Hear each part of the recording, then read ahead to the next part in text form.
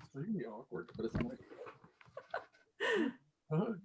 All right, waiting for Facebook Live. Naturally, this bar decides to go as slow as it possibly can. All right. I believe we are live. Let me double check on my page. Look at the camera. Here, I'll hold the treat over here so you. Everybody look adorable. Oh, there. Yes. Good girl. You ate a treat for the camera. Yes. So, Terry, you just need to get an animal on your lap and point the camera at the animal. You don't have to worry about smiling anymore. Okay. They're all so big. They're huge. I've got like 4 different cameras open on my computer. All right, we are good to go and we are live. So hello, internet and everybody watching, which I guess really is just internet anyway. I am HP Holo here with a bunch of awesome authors to just talk about our pets.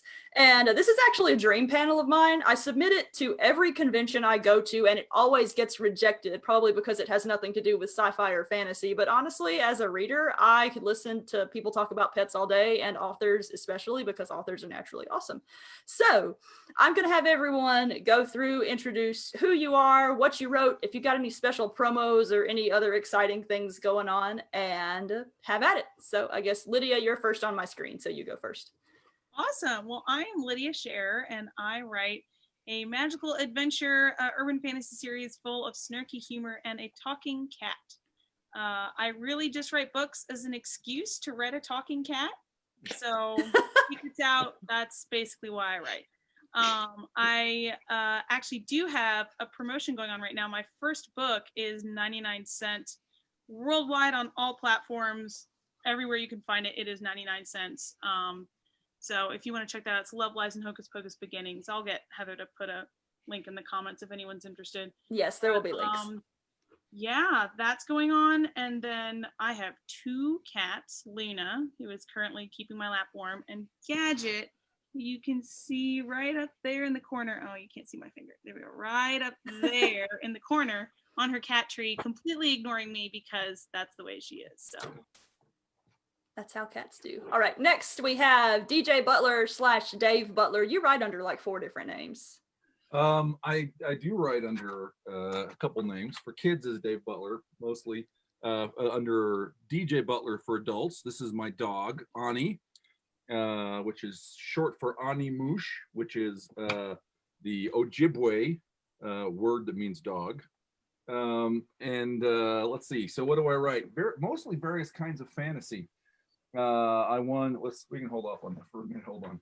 We're trying to get her to like sit in front of the camera if she doesn't want to do it. I think we blew our wad too early. She's sick of treats now. My epic fantasy 19th century American series, The Witchy War, I won the Dragon Award last month for volume 3. So that's exciting. I've got a series, The Cunning Man is book 1. It's a 1930s kind of urban fantasy about a farmer, sugar beet farmer, who is also a wizard using his grandma Hetty's traditional magical lore to fight evil, and various other things. Those are my sort of 2 current series with Babe. All right, and next is Terry. Hello. Hi. My name is Terry Maggert. I've written almost 40 novels now, and probably half of them feature an animal of some sort, be it a Great Dane named Gyro, or a snarky cat who's judgy and also enormous, and his name is Gus. is there any other type of cat, Terry? No, there really is. There is. That's why I was listening to you, and I was like, this is. I mean, it's a cat. Of course, it's going to have cat qualities. So, but naturally, my personal life in rescue and everything leaks over into my fiction, and so I find it almost impossible not to write about animals, at least. And the only reason that there aren't animals on me is because my dogs are all so gigantic that if they sat on me, you wouldn't see me. So, and I am thrilled to be here. All right, and I can't actually remember if I introduced myself, so I'm just going to do that. I'm HP Holo. I write steampunk fantasy, and my only book out right now is called The Wizard's Way, which has a talking sword fighting pug in it, which is awesome. I don't have a pug. I have this little cat here, who is Nova, who actually looks a lot like Lydia's Luna, and every single time I see her on Facebook, I have to do a double take. Like, when did I post this picture? But anyway, so first of all, I'm gonna have, oh, I forgot one thing. My husband also wrote a book that came out this week, and it's called The Valkyrie Protocol, and it's with David Weber, and I told him I would tell everyone about it, so go buy it. It's time travel and explosions. All right, so my first question I have for everyone is an easy starter question. Origin stories. I want to know how your pets came into your family. So let's see, we'll start with Terry this time. Okay, well, I think we probably all share some DNA in that that animals find me, that animals find us. And so I always say that I'm like Tarzan, except I was raised with beagles. So I was raised with beagles, and we've had an active cat and general animal rescue going on 20 years now. So oh wow. I'll rescue absolutely anything, and I am a Disney princess who just happens to be 6'1", 240. So, but they find us and they come to us and they sense, I think, in us a kindred spirit, or maybe somebody who has canned salmon, and either one works for them. And so that's why I end up absolutely swimming in animals, and I wouldn't have it any other way. How many did you say you had or have had over the years? Through the rescue, a couple hundred anyway. Wow. Our colony is generally between 20 and 30 at any given time. That sounds like paradise to me. It's pretty. I'm gonna say it's pretty amazing. We have 5 big dogs, but our friend runs a big dog rescue, and years ago I sat down in the middle of her living room and was surrounded by 40 or 50 big dogs at the same time, and I was thinking the exact same thing. I was like, this is exactly what heaven is like. I looked around and I thought, I can't imagine a better place on the planet right now than being right here. So yay. All right, yeah. Dave. We've been talking on and off for years. I had dogs growing up. I had a black lab named Sleepy. Had a border collie named Mac, and a Shetland sheepdog named Tavis. And so I always thought of that as the normal way to be, but in our family, we have not been that way. But we periodically had that conversation for years. And I think ultimately the lockdowns convinced us that it was time to go get a dog. So Ani is a rescue. She was found in Dallas. She's got a couple big scars. We don't know what happened, but it's made her very skittish of men in particular. It took her a while to get used to me. Fortunately, I have daughters and a wife in my pack to whom she took much more quickly. So she got sent up to kind of a foster kennel up in Midway, Utah, and we used our underhanded, sneaky political connections to get at the top of the list to get rescue puppies, because that's tough. That's got to be the best use of sneaky political connections. Yeah, I feel okay about it. So we've had her for about a year. One of the great things is that I grew up. So we live in Utah. I grew up around here, and I grew up backpacking and spending a lot of time in the backcountry. Utah's got some high, cold mountains as well as extremely scenic deserts. But having moved back here 6 years ago, we have done very little of that until getting the dog, and she's been the impetus for us going out pretty much every weekend and doing longer and longer hikes. So it's been great. Nice. All right, Lydia, how'd your babies come about? Okay, we're only talking about current ones, right? Not past? You can talk about whichever ones. Oh, okay. The more pets we have, the better. Well, so Gadget. Okay, here, let me start at the beginning of my joint pet ownership with David. So my husband, David, had a cat named Gizmo, who was a calico cat who had no tail because it was cut off because of an injury when she was a kitten. And so she was a very neurotic and odd cat. I mean, calicos are also already weird and silly and quirky, but she was even more so. She used to lick everything like a dog, had kind of a neurotic licking thing. And she was very dog-like, very loyal, loved to have her tummy pet, would follow you around the house. And so he had her for years before he met me. and she was kind of his emotional support animal without him even really realizing it. And the first time I walked in his apartment, she immediately attached herself to me and basically said with blinking letters over my head, "This is my human, marry her or else." And just to give you an idea, my husband and I met on an online dating website, went on a date after knowing each other 3 days. Second date, decided we were going to get married, got engaged 3 months later and got married 6 months later. So I'm sure Gizmo, the calico, Gizmo was a big part of that. I mean, she hated his previous girlfriend and peed on all her stuff. So he should have listened to her. So anyway, I kind of say that she picked me to be his wife. So I came in, I was adopted by Gizmo into the family, and That's cool. A cat without a tail is a very quirky animal, especially a cat who was born with a tail, as opposed to a breed that does not have a tail, because cats communicate a lot with their tail. I mean, dogs do too, but cats talk with their tail, and so a cat without a tail is kind of like a mute cat, or at least mute to other cats. So Gizmo had a lot of very vocal quirks where she would talk to us in ways that most cats wouldn't, because they have a tail and they would try to talk with their tail, and then the humans wouldn't know what was going on and they'd be like, stupid humans. So the sad part is that 2 years ago, 3 days before my first son was born, Gizmo suddenly passed away from a heart attack. And it was absolutely devastating.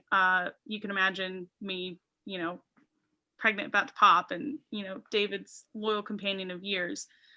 It was super sudden. But the day after it happened, David was literally wandering around the house with a 1,000-yard stare, like he was just out of it, like he was at a mental hospital or something. And so I finally grabbed him and go to the pet store. We had Gadget, by the way. We adopted Gadget, who's sitting up there. I'm not sure if you can see her very well. She's a very floofy, yeah, you can't really see her. She's a very floofy, kind of Norwegian forest cat mix, not super big, but very, very floofy, and is very affectionate, but does not like laps very much. So Luna is the lap cat. So I told David to go get treats for Gadget and get her some toys and come back and play and bond with Gadget to help console him. And so again, remember, I'm 9 months and 3 days pregnant, about to have a kid. And so I'm sitting crying by myself because, of course, I'm very much affected by this too. And I get a phone call and a picture text, and it's of this little girl, about 3 months old, no tail, at the same pet store where David adopted Gizmo years ago. And he basically called me and said, can I come with a cat? And I swear my first thought was, I knew this was going to happen. I totally knew this was going to happen when I sent him out of the house. It was going to happen. So despite the fact that I was about to have my first child, I let my husband adopt a kitten, a non-housebroken kitten, who had recently had an operation to remove her tail for an injury, exactly the same as Gizmo. It was an interesting couple of weeks, but Lena soon settled into the family, and she has since become my new writer cat. Gizmo used to sit on my lap for hours and hours and hours while I wrote. And Gadget, not being much of a lap cat, made me sad that she wouldn't, but Luna immediately claimed my lap and has She's like a little puddle there. Yeah, she is. She's a very long cat, and she loves, you can't see it too well, but she loves stretching out her legs. And so she'll stretch out her legs in front of her, and she's just a very, very long cat. So, yeah, so that's how Luna came to be. Gadget's not quite as exciting, but she's very floofy and very fun. She has a lot of quirks too, but she wasn't our special, Gizmo passed on the baton to Luna, and yeah, I'm rather attached. Yeah, Nova has a long adventurous story, but I will do the abridged version. My husband did not want a cat. But I very much wanted, I had 2 cats before we were married, and they both, we tried to get them adjusted to living outside, and they ran away the day I left them with my parents. So that was not a happy day before we married. Aww. But one of them, one of them is off doing cat adventures. We have no idea where he went, but the other one actually took up with a family down the road from my parents, and they see her every now and then. So that's cool. But anyway, I had been begging Jacob for a cat and begging, and it didn't happen. He just doesn't like he doesn't like pet related mess. And so one day I found a picture online from a friend of mine who lived about 4 hours away. And she had a little cat that had been coming up to her door, and it was just a little stray. And so she gave it some food and it would go away and come back and go away. Well, one day it came back with a massive gash in its side, as if it had gotten into a fight with a dog or something. And so she took it to a vet and got it all fixed up and whatnot and wanted to keep it. But her other cats just did not get along with her. And so she started trying to find a good home for her. And so I looked at this cat and the way my friend described her, and she was just a little chill cat, really loving, not very messy. And I was determined that this was my cat. And so I began a campaign and started sending Jacob information about, hey, cats can reduce stress. Hey, cats can do this. Hey, here are some funny cat gifts. And so and both Jacob and I are like anxious wrecks, by the way, at the best of times anyway. So like anti-stress stuff is good, and I was going to manipulate that. And so we finally get to the point where my friend Jennifer wants to get rid of the cat, and Jacob still hasn't agreed. And so I decided to pull out my nuclear option. And several years before this whole campaign even started, I had a short run-in with cancer. I had a melanoma. And when I was first diagnosed, we didn't know how aggressive it was. And so the day we found out, we were like, what are we going to do if it's bad? And I was like, I'm going to quit work and finish my book. And Jacob was like, we're going to get a cat too, because you've always wanted one. Well, that summer passes and I have an excision and everything ends up well. Like they fully get the cancer out and everything goes back to normal.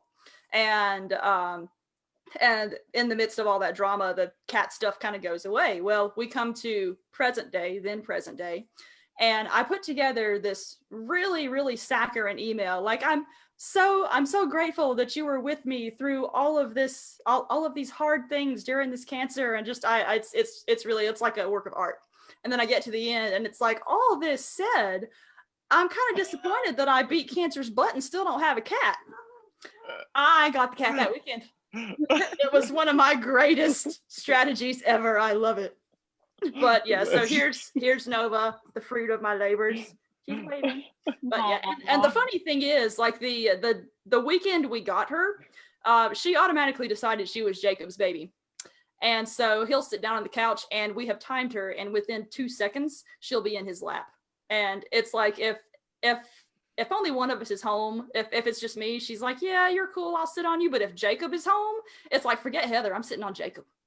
So Jacob, I feel like cats can tell when you don't want them in your lap.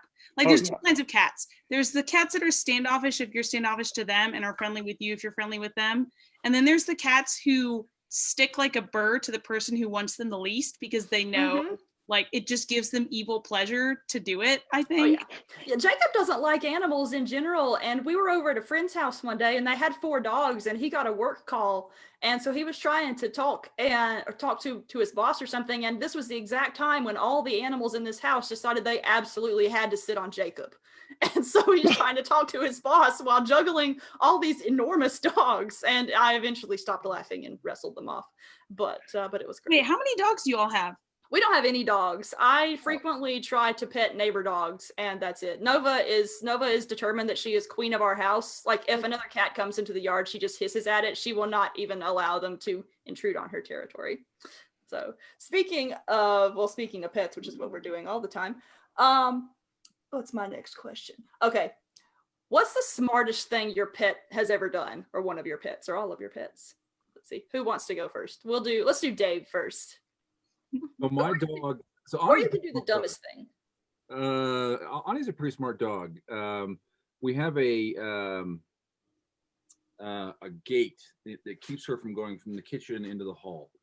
And for the convenience of humans, there's this foot pedal opening mechanism where you put your weight on the sort of bottom part of the gate and it pops out of the latch and you can swing it open easily. And she absolutely knows how it works. She walks over and puts her paw on it and gets very frustrated that it won't open.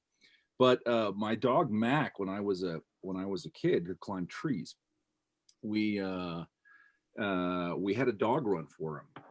We built this dog run, put up fence, and at first he dug his way out of it.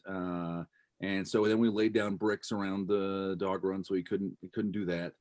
And he still kept getting out of the dog run, and we couldn't figure out how he did that until one day my mom looked out the kitchen window, and there's an apricot tree that grew in the dog run, and he was running and throwing himself up the apricot trunk, then jumping over the fence to get out. That is a clever dog. That is a very smart dog. Let's see. Terry, what about your whole menagerie of animals? So I had for I think she was 14 when she passed away. I had a border collie, so I've had a truly intelligent animal. But we've got 5 dogs. I have a basset hound, a giant bloodhound, a Great Pyrenees, a Beagle mix, and then a Newfoundland. And I didn't know much about Newfies, and his name is Michael Dean.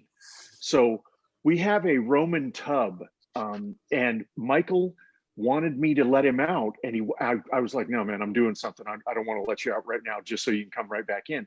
So he knows that if the cats accidentally turn on the Roman tub, I will get up and go turn it off. So I listened to his nails on the floor.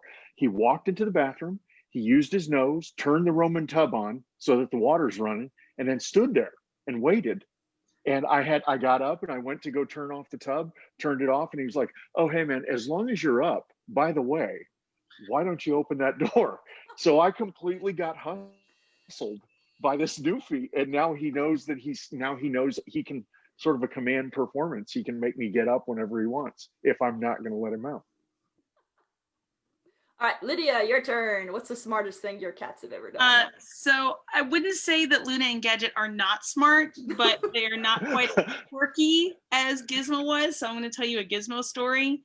Gizmo had moments of extreme stupidity as well as extreme intelligence, but it's kind of the way cats work sometimes. And so Gizmo knew she didn't try to steal food off the table and counters. We let her on the counters, if she jumped up, but she knew that if it was in her bowl, it was for her. And so anything in her bowl was her food. And so where are you going, Luna? And so we caught her one time. We got out a pack of steaks, cooked them for dinner, and had the steaks sitting on the table on a big platter. And by the table on the floor was her food bowl and her water. And so David walks into the kitchen to find her with one of the steaks, the corner of it caught in her teeth, dragging it across the table toward her food bowl. And he watches as she pushes it off the table into her food bowl below, and then just kind of looks at him. She knew if it was in her food bowl, it was hers. And so she went and put it in the food bowl, and we took it out, but we cut off the part that she had bit and gave it to her. So deserved a little something for all that effort. Oh, yeah. Nova is one of those cats that I will call her selectively intelligent. She's really good with schedules, strangely enough. She of course knows when she's going to be fed, so she starts going to the door behind which her food is hidden and starts crying at it, feed me early, maybe I can trick you. And I often go, I prefer to ride outside. And so she knows my riding schedule, and she likes to come outside and sit in the sun while I'm out there. And she will go, once I get up and start walking toward the back door, she knows it's time, and she'll go wait. And if I follow a different schedule that day, she comes and lets me know that she's not happy about it. So yeah, that's her intelligence. But the funniest thing that she does is actually one of the dumbest things that she does. And she does not understand how surfaces she stands on works, or how they work, because she'll more than once I've had to save her from falling off a table because I'll have a piece of paper or a book or something laying over the edge, and she doesn't register that if she steps on this paper or steps on this book, she's going to fall over and tumble. And so there's that. But she really likes to get under blankets, and doesn't understand that she can't get under the blanket if she's still standing on it. And so she'll try to do this weird contortion where she's standing on the blanket, but tries to pretzel herself to get under while she's still on it. And I have to admit, I watch her do that more than I should before I finally open the blanket for her. But yeah, she's a genius when it comes to food and schedules, but not really when it comes to anything else. You guys have any dumb pet stories, or are your pets just really smart? If I you're have I have a criminal story. Oh, let's do this. My when years ago I got divorced and I said I want my dog, I want my high school car, I want to travel. You know, I just pitched an early middle-aged hissy fit, and so I rescued a pair of dogs. One was the border collie I mentioned, and then one was an absolutely enormous 170-pound Great Dane, a black and white Oh, wow. Harlequin, and his name was Corey. So one day I took him out, and I was out working in the yard, and I had a pickup truck, and he was sitting, you know, sphinx-like, very noble, the noble beast. And I go inside to get something to drink, and I come back out, and I look, and I can see there's a little circle stain on his face, and I'm like, I didn't think anything about it. But then I look 2 doors down, and my neighbor has got his spatula, and he's looking at his grill, and he's like looking around like this. And Corey had jumped down, and so I'm like, oh no. So I lean in and I smell Corey's face, and it smells like teriyaki sauce. So my neighbor had a pork tenderloin marinating, and Corey jumped down, waited until I went inside, jumped down, ran, ate the entire thing, and jumped back up and acted cool, like, you know, nothing had happened. So and it was the perfect crime because it had happened in like 45 seconds. Oh, yes. Because he could really cover some ground. He was extremely fast and big and everything. And he jumped back up in, and he wasn't even breathing hard. And he had managed to eat an entire 2-pound pork tenderloin, which I'm going to be perfectly honest, it kind of impressed me. Yeah, that's a skill. Yeah. Yeah. All right, we're going to change gears a little bit and go back into the past. Do you guys have any stories about a favorite old pet that you had, like as a kid or before? I can do something real quick. I grew up with a Dalmatian named Satchmo. Yes, named after famous jazz guy. I am not a huge jazz fan, but my dad was, so they named him Satchmo. And she was actually born in the same month I was. And so I literally grew up with her. We got her when she was 1 year old. So we were both 1 year old. And I grew up on a farm. So when she passed away, that was really hard for me. But the thing that Satchmo did was she was not the brightest of dogs, but then purebreds usually aren't. And but she would always wait on the porch for us when we came home. We had one of those carport things that you like drive up under, and then there's a porch up. And so she would wait on the porch, you know, wagging her entire body when we drove up, and, you know, would sit there and wait for us to get out and of course get her pets. So she would grin. I don't know how many of you have ever seen a dog grin. Oh, yeah. It's pretty adorable and hysterical and terrifying all at the same time.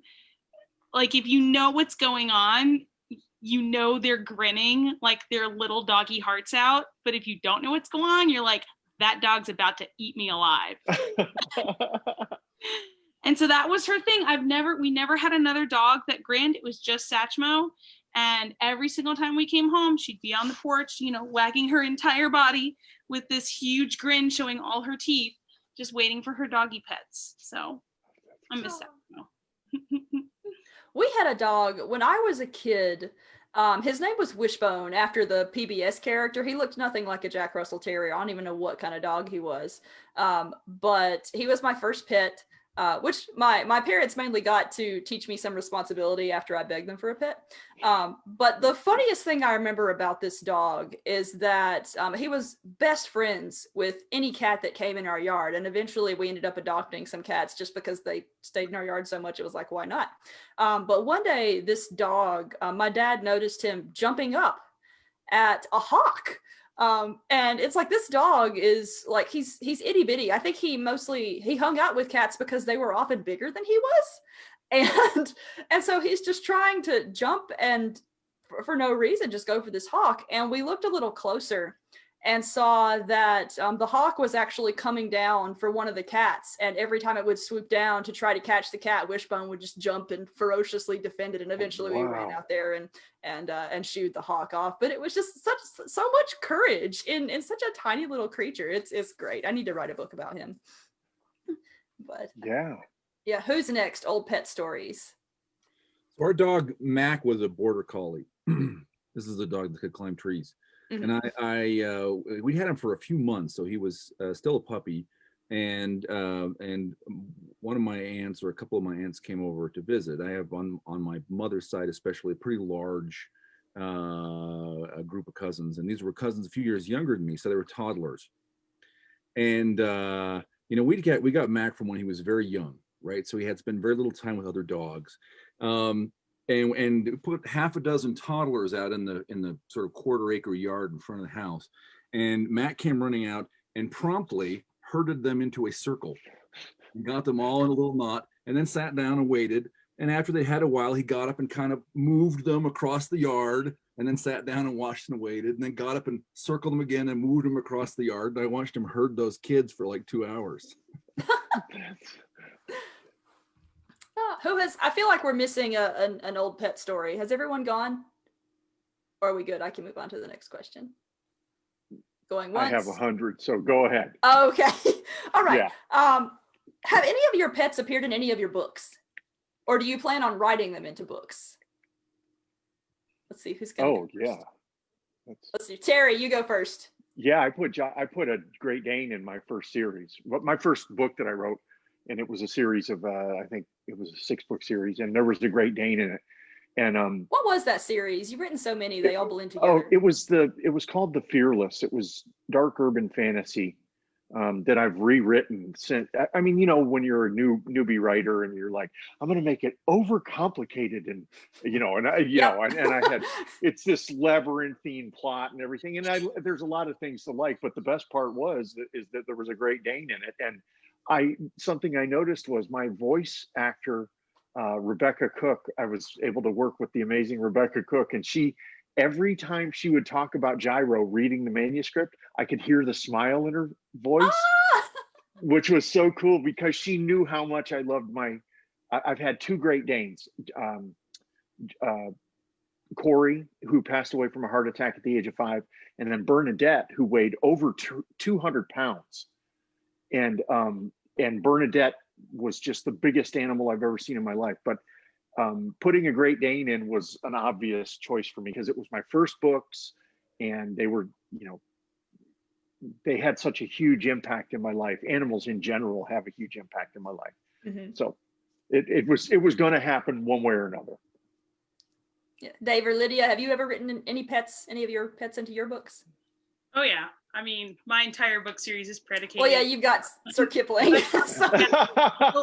So Sir Kipling, when I first started writing the books, Gizmo was my writer cat. And I'm assuming nobody cares that I've been distracting everybody with cats playing with string. But they have now wandered off, so now I can put my computer in my lap. Gizmo, because she was a calico, and I think because she had her tail cut off and was very vocal, she was very dog-like, so she was very, very loyal. And so everybody would be like, oh, I don't like cats. They're like, well, you should meet our cat. And there was not a single person, except David's ex, who did not like our cat. Oh, Gizmo. We have background cat. Yay! Gadget. Here, where's my Sorry for interrupting you. I just got excited. You're fine. There you go, Gadget. There's your string. So people who did not like cats usually liked Gizmo because she was very affectionate. She wasn't standoffish. She was very gentle and all the good things about cats and none of the bad things. And so I originally had her in mind when I created my Sir Kipling character, Sir Edgar Allan Kipling, the magical talking cat extraordinaire of the Lily Singer adventures. And he starts out as a normal cat in book 1 because I wanted the idea to be he's not some, super amazing, out of the ordinary, you'd never come across these in a million years cats. He's just somebody's pet who was very special to them, who, poked his nose one too many times where it didn't belong. Because don't lick magical artifacts. Just don't do it. Like, you won't. He says that's good life advice. Yes, good life advice. Don't lick magical artifacts. Just don't do it. And so, yes, he says he was blessed, he says cursed, with human intelligence and the ability to communicate with his owner. Not anybody else, just Lily. His meows sound like English, sound like words to her ears. So with everybody else, he has to play elaborate mime games. But Lily can understand what he's saying. So Gizmo is the inspiration for Sir Kipling because of her affection. And so Sir Kipling is much more cat-like just in how he looks, and he has some of the, snarky kind of, I won't I won't cuss on screen, but you know what I'm talking about with Cat. Yeah. A little bit, but not toward Lily, not towards his owner. Like she is his human, and he loyally takes care of her as, you know, the best cat will. And so it's funny that even though I based him off of Gizmo in personality, Gadget is what he kind of looks like. Not quite in coloration. Yeah, he's a dark, smoky gray with a bit of white on his belly, and he's got like funny white markings on his face, monocle and mustache. But in terms of like the breed and the floofiness, he's very much floofy like Gadget. And so Gadget, it actually is a lot more like Sir Kipling than I would have expected. And we adopted her after I'd already written 4 of the books. So it was really funny coming across Gadget, and then realizing that I'd based Sir Kipling off of Gizmo, but really Gadget was kind of Sir Kipling too. So Luna just is out of luck. I mean, she's nothing like Sir Kipling. She's just a tailless little skittish laugh cat. So, but she's very cute. Dave, have any of yours appeared in your books as of yet? You have so many books out. Yeah, although it's funny, actually, not in published books, but in 2 books that are not yet published. So I wrote a middle grade story called The Tarantula Thief, which is out looking for a publisher still, and it's about a boy who he's sort of obsessively he's actually sort of, some of his behaviors are modeled on my son. It's not a story about my son though. He's obsessively developing a language and an alphabet for cows, which gets him in trouble in school. And when they attempt to hypnotize him to cure him of the obsession, he gains the power to understand the speech of animals. So it's this kind of story. It's like Encyclopedia Brown solving crimes and fighting evil in the schoolyard meets Dr. Dolittle. I didn't put any of the dogs I've had in there, but I put our chickens in the story, because I think chickens are deeply misunderstood by people who don't have chickens. For one thing, the idea that we would ever call someone who is afraid of anything a chicken is completely backward. Right? Yeah. Chicken should, as an adjective, should mean savage. And Chickens are velociraptors. And violent. Yeah, they're little dinosaurs. They're velociraptors. So mean to each other. So as this character Jake Jackson is encountering various creatures around the neighborhood and discovering he can understand them, he meets a group of chickens in a neighbor's backyard who are called the Sisterhood, who are this military order which have a very domineering leader and a sort of a second who's sort of always on the fence about whether she wants to be her own leader but is afraid to do it. I'm going to read that book exclusively for the chicken sister. Yeah. I mean, the rest of it sounds awesome too, but military chickens. I like writing that, and actually the book I just finished. I just wrote in the month of September, which I'll send into editors here soon and see what they think. Is a science fiction novel set in the 22nd century. It's kind of an East India Company story where there's an American company that, because of its control of a wormhole, controls a remote system and is exploiting it. It's about the young accountant just out of school who realizes that he's deeply in debt and signed on for a career with a company that's corrupt, and he's trying to handle that. And he has a dog who is absolutely modeled on the dog that was here for the first 10 minutes or so, except that she changes colors with the seasons. She's genetically modified, so that she turns kind of a rust red in the fall and then white in the winter. And one of the sort of first signs that they're fish out of water is coming through the wormhole.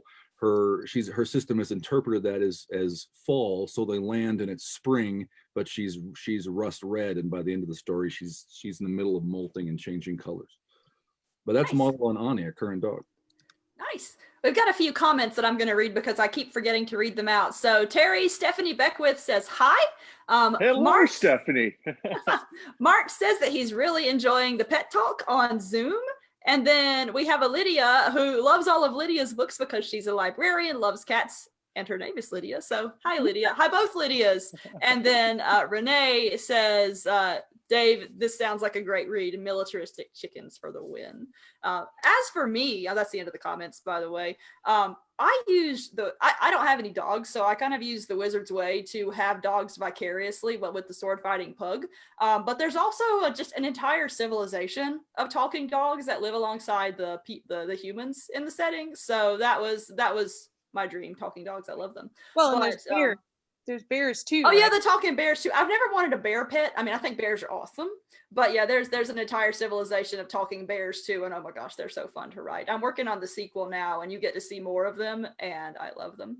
But in addition to the sequel to The Wizard's Way, I'm also starting a new series.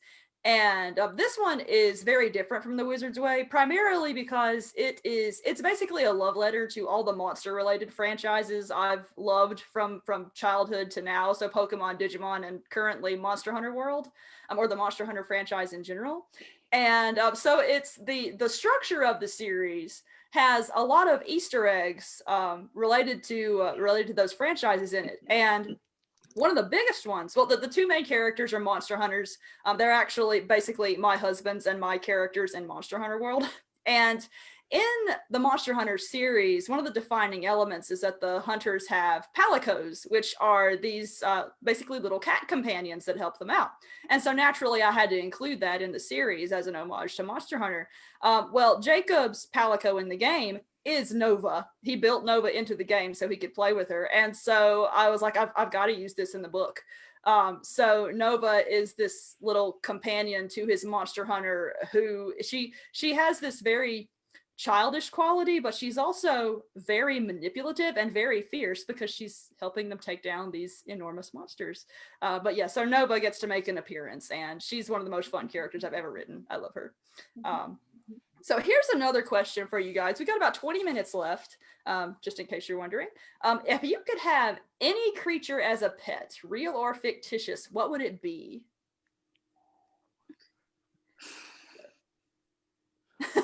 Is this a tough one? No, Yeah. this is easy. This is the easiest. Renee says dragon.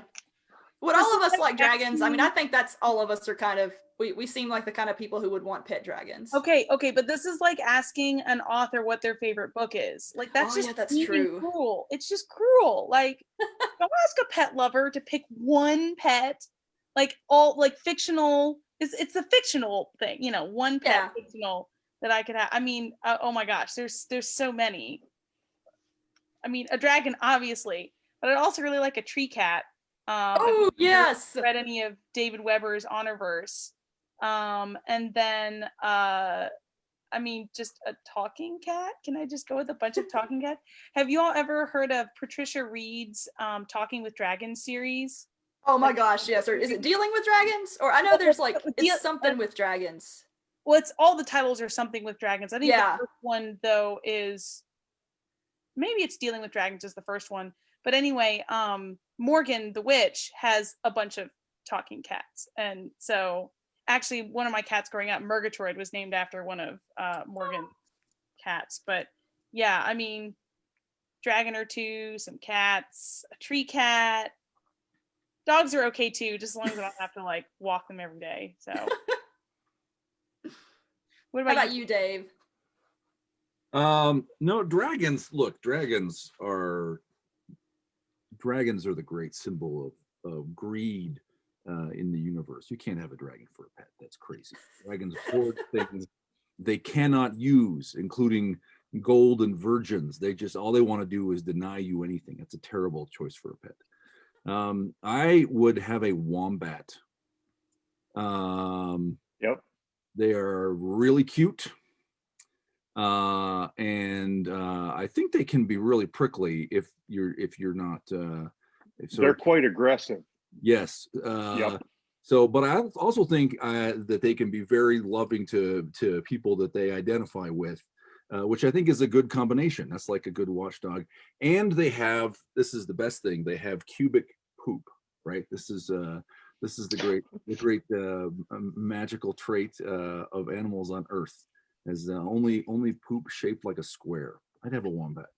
That's gotta hurt coming out. I mean, I don't know how they do it. I don't know. I'm just saying, you got little building blocks there if you need them. I'd have a wombat. I kind of need to write a series now in which someone like builds a house out of wombat poop. I don't know how I would use that, but I'll find a way. It's so intriguing. I'm gonna It's like naturally occurring bricks. How about you, Terry? Okay, I've given this is actually, we're in my wheelhouse now, because this is something I've given a lot of thought to. And anybody who knows me personally knows, so there's 4 levels to this. Level 1 is because Anne McCaffrey's my favorite writer. I want a dragon. I want to fight Fred. I've always wanted to fight Fred since the year 1979. This isn't going away. And then I have the next level down is the historical beast that I want the most is a Belugatherium or an Indricathere. Some people call them a Megatherium, which is just the biggest land mammal ever. And I want a saddle for it, and I want to take it to Dairy Queen. And that's like my plan. Then in terms of reality, and my wife does not quite, she kind of laughs this off, and we've been married for 13 years, but it hasn't faded at all, because I've done a lot of research about, I want a giraffe, and I am going to have a giraffe at some point in my life. And and I found somebody that makes custom saddles, and they will put a saddle on a giraffe. What? It's about 40. Yes. And so that's, and I also found out that I live near Nashville, Tennessee, and just less than 75 miles away from here is a rare animal auction every year. And so I was just curious, and I looked at the prices, and you can get a mature giraffe for around 20 grand. Whoa. And I mean, that's a lot of money, but it's the same as a Toyota. Yeah. And it's a giraffe. And it's a giraffe. And so, and in the meantime, one of the things I said, okay, so until I get a giraffe, the 4th tier is I have a collection. I sort of collect 3-legged cats. We have 3 3-legged cats, Pogie, Fred, and Jerry. We have a lot of cats, like, lots of cats, but I have 3 3-legged cats, and they're absolutely fascinating, and they kind of have attitudes because they're missing legs.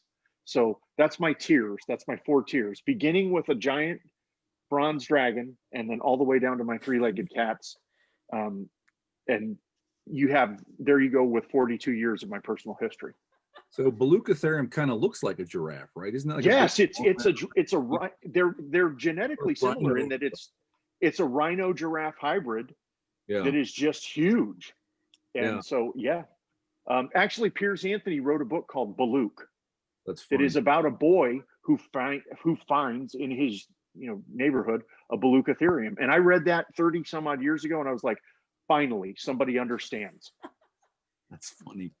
I like Megatheria. The university sort of science building near where I grew up had a skeleton for a Megatherium americanum, a giant ground sloth. Oh, wow. Entrance. So for like 20 years, I'd walk in, not 20, but like whatever, 10 years. I'd walk in and just look up at this giant. I would have been happy to put a saddle on on one of those things and ride them around. Yep. That's cool. And mine is boring compared to all that. I really love bats, and I would love a pet bat. Like, as long as I could be assured that they wouldn't give me rabies or anything, I love them to death. They're my favorite animal. And like, especially the little bumblebee bat, because they're just so tiny and they're endangered, and I want to save them. But I had another favorite animal too, but I forgot what it was. Heather, have you ever met a fruit bat? No. I went to Australia for a couple months, and I called my dad was a phone man. And so I made a phone call from a payphone next to a tree. I was up in Cairns, and there were about 500 giant fruit bats in there talking, and they were chatting smack. And I called, the sun was going down. It was full of these big, beautiful bats. And I called my dad, and I said, Dad, listen to this. And I held up the phone, and he said, I can hear him talking. Oh. The connection was so good. And they were like, 2-3 feet away from my face, and they were very chill. They were, they were just fruit bats. Yeah, it's one of my most treasured memories ever. The closest I've come to seeing a bat in real life is one time I used to work at a library, and one time we were leaving at night, and there was just a bat hanging out by the door, and we all freaked out. That's cool. About it. It was still pretty cool. It was like maybe 6 inches tall. It was little, but yeah. So we've got about 10 minutes left, running toward the end of our time. Does anybody watching have any questions? And I guess while you post, we can talk. But we have a question for Dave. What was the name of the book with the chickens? Oh, That was Butler. That's cool. What was the name of the book with the chickens? Oh, it's called The Tarantula Thief, but it's not out yet. I'm trying to find publishers for it. But eventually it will be out, for sure. Nice. Do any of you have like mailing lists where you inform readers when new stuff comes out? Yeah, for sure. Yeah, so everyone in the comments, go join mailing lists. You can find out about all these things that are in production. So and authors, you guys are welcome to post links to your mailing lists and stuff in the comments on Facebook and whatnot. So yeah, let me see if we have. May not be a bat story. I'm not sure. That's sort of the point of the story. But I was going down to Australia for the first time about 5 years ago, and I was going down there for a client. I was going to be there for like 6 days. And while I was on the plane, I realized I was going to be there for the new moon. And I go out stargazing with my kids on a regular basis. And I said, oh, this is great. I've never been to the Southern Hemisphere. I Googled, where to look at stars near Melbourne, right? I had a rental car. The second day, I got my rental car and I followed the directions and drove like 200 miles out into this farm country around the city, this little town of, I think it's like population 30, like an Episcopal church and a bar and a couple of ranches. And the whole way you're driving around Australia, there's all these animal warning signs on the road, right? But it's like kangaroos and watch out for koala and gator or crocs and stuff, right? So I get out there and I park on the side of the road in the middle of nowhere. And right as the sun goes down, there's a grove about 200 feet over to my right in the middle of an empty field, and just this ungodly racket of I have no idea what it is starts. And I spent about half an hour debating whether I should get back in the car and drive away. I don't know what that is, but it could be poisonous. It could be big and have lots of teeth, right? Ultimately, I said it's coming active with dusk. It's probably just like a really loud bat. And hung around to watch the stars. But I had a brief moment of thinking I'd be eaten, that my death would be being eaten by a wild animal in Australia. That's just a part of going to Australia. It's Pretty much. Right? Yeah. That and I bought a kangaroo hat. Yeah. We've got a Kentucky Down Under right near us in Louisville, which is a little like nature explore farm with Australian animals. And oh man, I remember going there when I was about 8. We got to have parrots sit on our shoulders and poop on us because that's what parrots do. We got to pet a kookaburra, and man, kookaburras are amazing animals. And then we got to go in a big field with a bunch of kangaroos who come up to you and like want food. And then we got to watch a sheep shearing demonstration. And we got to see koalas. We couldn't touch the koalas because they're actually kind of nasty. Those are mean sometimes. Yeah. They can be cranky. Sometimes they're really sweet. Sometimes they're really cranky. So we had to see the koalas. If they're stoned, they're really sweet. And what else? I think there was and there was a wombat. I don't think we got to pet the wombat. I think the wombat was just like in an enclosure or whatever. But yeah, that was a lot of fun. I don't actually want to go to Australia. I mean, I do kind of, but I don't want to die. So,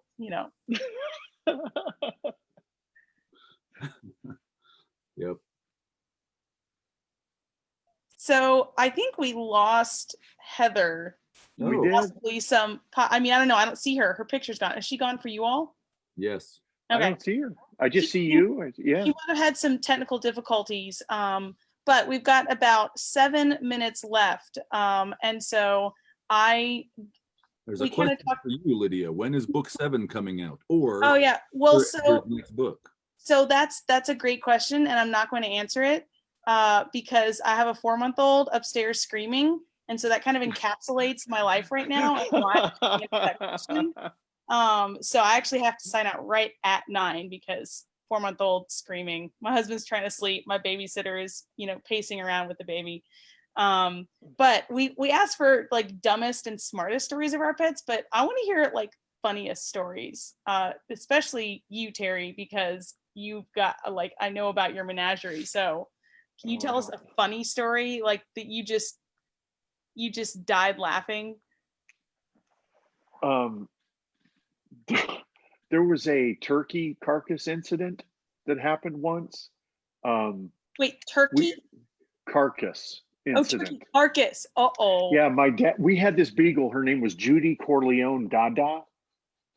She liked spaghetti, so we named her Corleone after the Godfather. And then she was a dictator, and it was the 1970s, so she was named after Idi Amin Dada, who was the dictator of Uganda. So this is a very 1970s story. But my dad was from Iowa, and he thought that you should bury carcasses because it was good for the land. It was a very anyway. So we buried this turkey carcass, and after the fourth time that Judy had dug it up, my dad said, "Well, I'll show her." And he goes out, and my dad was a really big guy, and he digs a huge hole. And I was laying there trying to sleep that night, and we all slept. And it was the middle of August. It's 95 degrees. It's Florida, you know. And I'm like, I think somebody died in the room next to me. And sure enough, Dad gets up and turns the light on, and Judy had stashed this festering turkey carcass under my mother's new Italian leather couch, which was if it was my mom's goal in life was to have an Italian leather couch, and she had stashed this thing underneath it, and Judy was looking very, very guilty, and she was like, you know, shaped like a pot roast. She was a fat little beagle, and so it ruined the couch. It caused our house to smell like a crime scene for a week in Florida, and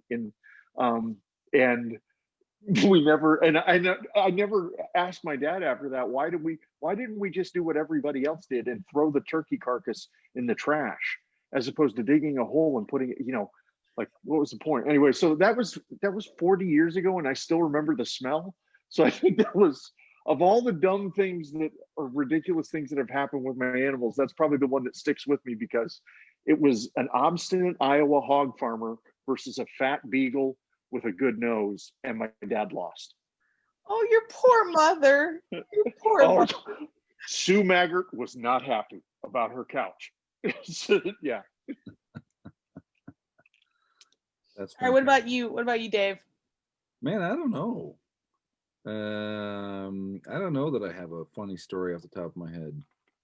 Well, while you're thinking, I'll tell a quick one. Growing up, we had this cat that I actually pulled out of a creek as a kitten at about 2 weeks old. Someone dumped 4 kittens in the creek below our house when they were about 2 weeks old, and I could hear them up at the house, and I thought they were birds screaming. And I loved finding critters as a kid, and would, you know, find birds and baby bunnies and everything. And so I went down to the creek, and I'm like, where are these birds? Are they in the water? And they'd gotten caught in some tall, this was spring, so it was flooding. And so they gotten caught in some tall grass at the edge of the creek. And so I pulled out the 4 kittens, and I was 10 at the time. So of course my dad's like, no more animals. But you know, mom was like, come on, honey, let's just bottle feed them, and then we can get them adopted. And so he's like, as soon as they can eat food, they're out of the house. So we, you know, literally squirted water out of their tummies. You know, they were the poor things were almost dead. So we raised them. It was a little female black kitten who was black with a white like bib and then white paws, and then 3 brothers who were all tabbies. And funnily enough, by the time they were ready on solid food, I go out to the porch. It's September by that time, to find my dad with Midnight, the black one, we called her, on his lap. I'm like, Dad, because I went out to ask him a question. Mom had sent me to ask him a question. I'm like, Dad, what do you want for your birthday? Like, we're you know, getting together a list or whatever. And he kind of looks guilty and goes like this at the cat in his lap. Then he said, no more pets. Her 3 brothers we did adopt out, but Midnight stayed and has been Dad's ultra uber spoiled cat ever since. But the funny story, that's kind of funny, but the funny story I was thinking of was when we dug a great big hole to replace some pipes near the house, and it was filled up with water.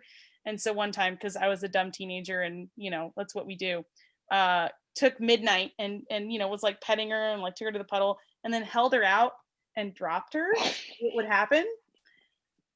And I swear that puddle, like, it was at least a foot deep. Like, it was not shallow, but that cat rebounded off of the surface of the water. I have no idea how to, like, to this day, it, like, that was my first encounter with cat magic. I don't know how she did that. It was not a shallow puddle. It was like a foot deep. We dug it to get to pipes filled with water. Her paws barely got wet. She rebounded off the surface of the water like it was solid and went streaking off. And I didn't see her again for a couple days. She was an outside cat. Very upset at me, I'm sure. But yeah, that was the start of the cat magic. So, Cat magic. all right, got anything for us, Dave? We've got a minute or two left. No, I don't have any funny stories, man. Well, what about some hijinks that Adventure Dog has pulled since you got her? You know, mostly she doesn't pull hijinks. Mostly she tries to eat things that I don't want her to eat, like dead fish heads. Oh, lovely. And, the poop of other dogs. Okay. Other than that, she's quite a good dog. We don't have any. Really quick, Heather's back. She'll wrap. I made it back. Can you guys hear me? I have to. Yes, we Yeah. can hear you. I have to. Okay, good. Just making sure. I'm on a different computer. I have no idea what happened on the other computer, but luckily I had like 4 different backup plans. So Well, I'm going to take off. I got to go take care of my 4-month-old, but it was really fun doing this panel with you all. And Bye, Lydia. yes, and thanks everybody for coming. This was fun. So before you go, Lydia, tell everyone who you are, what your books are, all the quick stuff. Lydia Fast. Sherrer, urban fantasy, snarky with a magical talking cat. I'm actually working on a co-author project with John Ringo right now, which is kind of Pokemon Go meets Ender's Game. So if you like Oh, sci-fi wow. adventure, you might check that out. And I mean, it'll be about a year and a half still before it comes out. I'm about 75% of the way through the manuscript, but that's a lot of fun. Other than that, it's all snarky talking cat urban fantasy. But I stuck some links in the chat, and it's on the Facebook Live thing as well. My first book is 99¢ for a week. Check it out. Love you guys. Love the cats. Love the animals. Bye. Bye. All right, Dave. So Dave Butler turns out to be an exceedingly common name. There are numerous other authors named Dave Butler. So the easiest thing is to go to my website, davidjohnbutler.com. I just put it in the chat on the for the Zoom. If you're going to come find me on Facebook, where I try very hard to be inoffensive and as non-political as I can, and I'm mostly pretty successful. I'm on Facebook. I'm dave.butler.16, and I'm pretty active there. Nice. Thank you. And Terry. I'm Terry Maggert everywhere because there's only like 3 or 4 of us, and most of us are currently not under federal investigation. So it's cool if you look me up and Google me. So I'm Terry on all my social media, and I write a ton of space opera. So The Messenger is in book 11 right now, and Starcaster is in book 2. That's your new one, right? Yeah. Yes, space fantasy. It's my jam right Yes. now. So yeah. And just to wrap us up again, I'm HP Holo, author of The Wizard's Way, steampunk fantasy, and my husband just wrote the Valkyrie Protocol with David Weber, which is time travel, military sci-fi with lots of explosions and stuff. So yeah, thank you all again for coming. This is a lot of fun, and hopefully we'll get together again and talk about some other random thing. So thank you, and thank you everyone for watching as well, and for all your questions and whatnot. So bye, and Bye. I'm going to end this now. All right. Thank you, everyone. Okay. Bye. Hey, Bye. thanks. Sorry you had technical difficulties.